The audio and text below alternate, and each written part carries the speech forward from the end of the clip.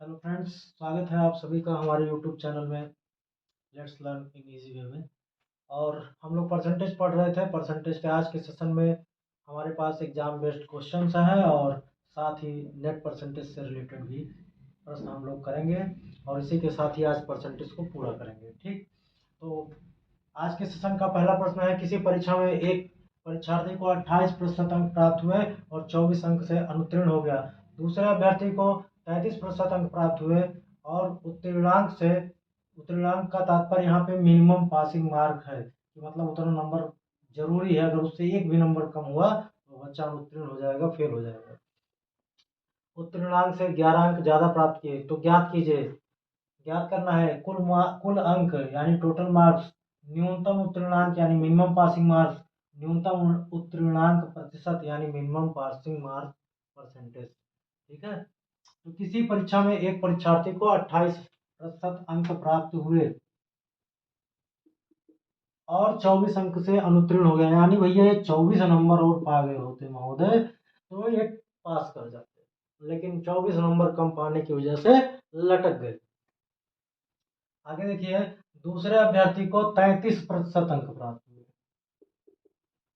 और उत्तीर्णांक से 11 अंक ज्यादा प्राप्त किए, यानी कि भैया ये तो कम पाए थे, ये थोड़ा ज्यादा पा गए हैं।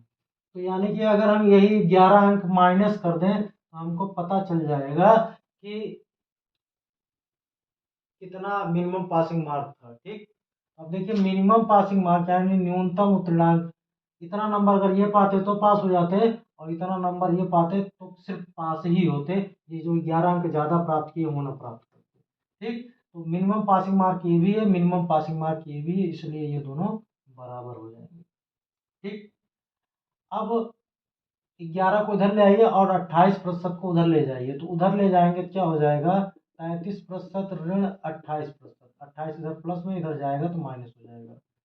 24 और ऋण 11 इधर आएगा तो धन 11 हो जाएगा, नहीं प्लस 11। 28 और 5 33, तो 5% किसके समकक्ष हो गया भैया, 35 के।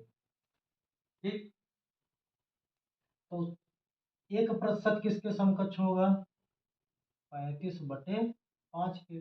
तो 100%, टोटल मार्क क्या होगा भाई, 100% ही तो होगा। तो 5 एकम 5, 5 सतह 35, तो 7 गुणे 100 यानी बराबर 700। भैया हमको पहला हमको मिल गया कुल अंक। पेपर कितने नंबर का था, टोटल मार्क्स आया है, पेपर 7 नंबर का था, पूर्णांक जो था वो 7 नंबर था। पहले का उत्तर हमें मिल गया। दूसरा क्या है, न्यूनतम उत्तीर्णांक। तो देखिए न्यूनतम उत्तीर्णांक मिनिमम पासिंग मार्क ये भी है, ये भी है, किसी भी एक में इसका मान रख करके आप निकाल सकते हैं। तो सपोज कीजिए फर्स्ट पार्ट था, सेकंड पार्ट यहाँ पर देखिए, 28% प्लस 24 बराबर 28% का मतलब ये हो गया 700 का 28%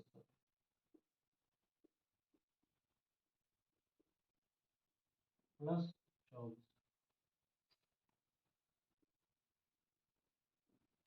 7 8 56 के 6 यहाँ से 5, 7 दूनी 14, 5 19 प्लस 24, 6 4 10 और 9 2 11 1 12 1 1 2, यानी मिनिमम पासिंग मार्क न्यूनतम उत्तीर्णांक 220 नंबर था।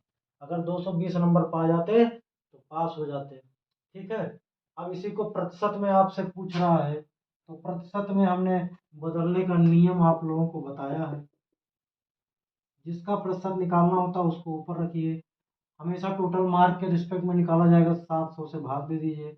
अब इसको 100% से गुणा करके प्रतिशत में बदल दीजिए। ठीक है, तो 220/7 या 7 से हम भाग देंगे, 7 3 21 1 22 10 7 1 7 3 10, तो 31 सही 3/7% जो हो गया, ये न्यूनतम उत्तीर्णांक मिनिमम पासिंग मार्क परसेंटेज, तीनों के उत्तर आपको प्राप्त हो गए।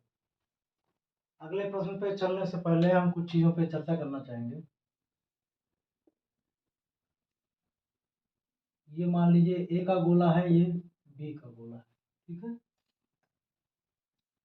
तो इस चित्र को देख करके आपको समझ में आ रहा होगा कि ए का कुछ भाग बी में सम्मिलित है और बी का कुछ भाग ए में सम्मिलित है। या कह सकते हैं कि दोनों भाग मिल करके कॉमन है। तो जो कॉमन होता है उसको हम लोग लिखते हैं ए इंटरसेक्शन बी। और सिर्फ इतने भाग को अगर छोड़ दिया जाए, केवल हम प्योर ए की बात करें, यानी ओनली ए की बात करें, यानी कि इस भाग को जब निकालेंगे तभी हमारा ये भाग ओनली ए होगा। ठीक। और इसी तरीके से यहाँ पर अगर हम बात करें तो इस पूरे बी में से जब हम इतना भाग निकाल देंगे तो ये हमको ओनली बी प्राप्त होगा। ठीक है। तो अगर हम ओनली ए की बात करते हैं तो हमको क्या मिलेगा, ए माइनस ए इंटरसेक्शन बी मिलेगा कि नहीं मिलेगा। भाई पूरा ए है, ए में से जब हम ये भाग निकाल देंगे तभी तो ये इतना भाग मिलेगा। इसी तरीके से अगर हम ओनली बी की बात करें तो क्या हो जाएगा, B minus A intersection B. ठीक। अगर हम कंप्लीट फिल, क्योंकि अगर हम टोटल की बात करें अगर और दोनों को जोड़ दें तो देखिए ये वाला भाग दो बार आ जाएगा, उसमें ए के साथ भी आ जाएगा और बी के साथ भी, तो गलत हो जाएगा। इसलिए यहाँ पर देखिए ए यूनियन बी इसको कहा जाता है पूरा भाग निकालने के लिए। ठीक है। तो ए यूनियन बी कैसे निकलेगा, ओनली ए, ओनली ए क्या है हमारे पास, A minus A intersection B है, प्लस ये वाला भाग यानी A intersection B, plus B यानी ओनली बी ये वाला भाग, तब जाकर के पूरा कंप्लीट होगा। तो B minus A intersection B. ठीक है। तो यहाँ देखिए ए इंटरसेक्शन बी प्लस में है और ए इंटरसेक्शन बी माइनस में है, कैंसिल हो गया। तो हमको A union B is equal to क्या मिला, A plus B minus A intersection B. अभी हम आगे इसका यूज करेंगे। ठीक है। देखिए अगला प्रश्न है, एक परीक्षा में 54% परीक्षार्थी गणित में उत्तीर्ण हुए, 61% अंग्रेजी में उत्तीर्ण हुए, उत्तीर्ण मतलब पास हुए, और प्रत्येक छात्र कम से कम एक विषय में उत्तीर्ण हुए, तो बताइए दोनों विषय में कितने उत्तीर्ण हुए। तो अभी इसके पहले जो हमने ग्राफ समझाया था उसी के माध्यम से हम इसको हल करेंगे। तो देखिए गणित में यानी मैथ में 54% परीक्षार्थी पास हुए हैं और इंग्लिश में 61% परीक्षार्थी उत्तीर्ण हुए। ठीक है। और प्रत्येक छात्र कम से कम एक विषय में उत्तीर्ण हुआ, यानी कुछ ऐसे छात्र हैं जो कम से कम एक विषय में, चाहे मैथ में और चाहे इंग्लिश में उत्तीर्ण हुए हैं। अब आपको बताना है मैथ और इंग्लिश में मिला करके दोनों विषय में कुल कितने उत्तीर्ण हुए। भैया ये टोटल आपका जो होगा एम यूनियन ई जो होगा वो 100% होगा। ठीक है। यहाँ पर बस इतना ही ध्यान देगा, एम यूनियन ई बराबर M plus E minus M intersection E. और आपको यही फाइंड आउट करना है दोनों में कितने बच्चे पास हैं। ये पोर्शन जो है वो गणित और इंग्लिश दोनों में पास बच्चे हैं, और ये पोर्शन जो है इसमें सिर्फ गणित वाले पास हैं और इसमें सिर्फ इंग्लिश वाले पास हैं। तो एम यूनियन ई आपके पास 100% हो गया, मैथ में आपके पास 54% है और इंग्लिश में 61% है। ये आपके पास x% मान लीजिए थोड़ी देर के लिए। तो x को इधर ले आइए, बाकी सबको उधर ले जाइए।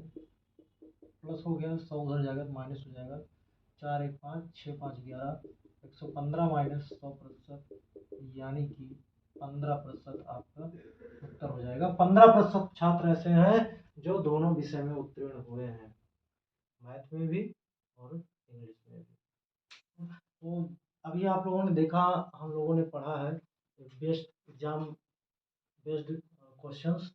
ठीक है। तो उसमें इस ग्राफ के माध्यम से आप कोई भी प्रश्न आएगा बस उसमें ध्यान दीजिएगा, जो ग्राफ बनाइएगा ए यूनियन बी या ए इंटरसेक्शन बी का, उसमें इस चीज़ का ख्याल रखिएगा कि अगर उत्तीर्ण वाला बना रहे हैं, जैसे यहाँ पे दे दिया गया था कि गणित में इतने उत्तीर्ण है और अंग्रेजी में इतने उत्तीर्ण है, 54% 61% जो भी दिया था, तो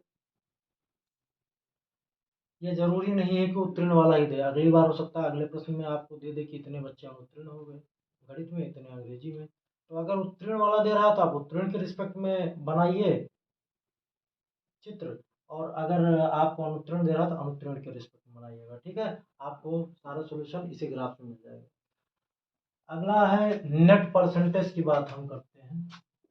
नेट परसेंटेज कैसे निकाला जाता है। मान लीजिए कि 2% आपके पास है, x% और y%। किसी चीज पर x% प्रॉफिट हो रहा है या वृद्धि हो रही है, लाभ हो रहा है या वृद्धि हो रही है, और y% की भी वृद्धि और